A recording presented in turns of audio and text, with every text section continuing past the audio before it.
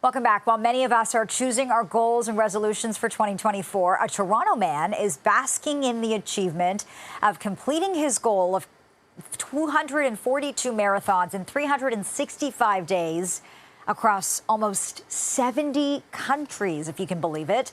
Ben Pobjoy completed his Marathon Earth Challenge. He has now applied for the record under Guinness World Records category of most marathons run in different countries in 1 year. Ben Pobjoy joins us live now with more on his incredible story. It's so good to sit down with you. This is fascinating, and I have so many questions for you. But let me begin with why. Why did you want to do this? Yeah, it's a great question. So over the last decade, I've kind of developed a marathon practice where I'd already done 600 marathons across 6 different continents. Wow. And then when the pandemic came and sort of kind of upended the world and travel, it just felt like a now or never moment to put my skills to the test. So quit the job, sold everything, Wow. threw caution to the wind, and went out there and got it done. Were you nervous at the beginning?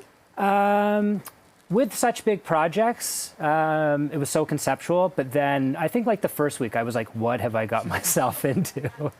Yeah. And tell me more about the different countries that you've traveled to and the different cultures that you experienced. Yes. So essentially went across 5 continents: North America, South America, Europe, North Africa, Middle East, and Asia, and was out there in the streets completely alone. So mixing it up with the people through earthquakes, nature, political instability, really experienced and saw it all. Wow.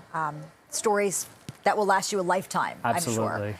These were freestyle marathons. Can you talk to me about logistics and what that looked like setting it up? Absolutely. So my interest is kind of moving through the world as opposed to on a closed race course. For me, the marathon is just a really intimate medium for just mixing it up in the world. So Yeah. I was completely alone.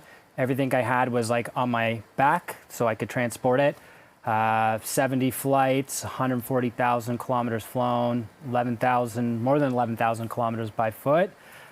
Just out there, visas, getting robbed, earthquakes, political instability. So it's just problem solving on the go. How did you feel at the beginning of the challenge versus by the end? Was there a shift? No, I don't think so. I think like every day it was just such an amazing opportunity to get to experience the world. Every day felt like a gift, and I almost mourned the passing of every day because it was one less day of adventure. Okay, and in terms of the next steps through Guinness and getting this ratified, what does that process look like? Yeah, so I submitted the application yesterday, and then it's up to a 12-week process now for like certification. So like GPS data and all the kind of documentation. But I think much like these projects, kind of like my university degree, it was more about the journey than the piece of paper. So. And I just have to ask, what was it like for the people around you when you told them, hey, this is something I really want to do?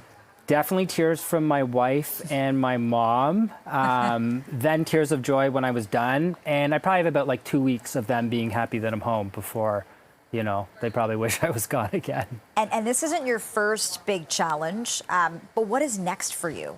Yeah, I think it's hard to want to do another adventure where I've just done such a huge one, but Yeah. I think bucket list would be to do a marathon in every country before the end of my lifetime. So this is not the end for you, maybe just the beginning. I think for my wife, you know, I kind of got to put stuff on ice. Maybe take a break for a bit. Yeah, a little break, but I'm always daydreaming. I'm a big kid at heart. I love that. Ben Pobjoy, thank you so much for joining us to talk about this incredible achievement. We so appreciate your time. Thank you for having me.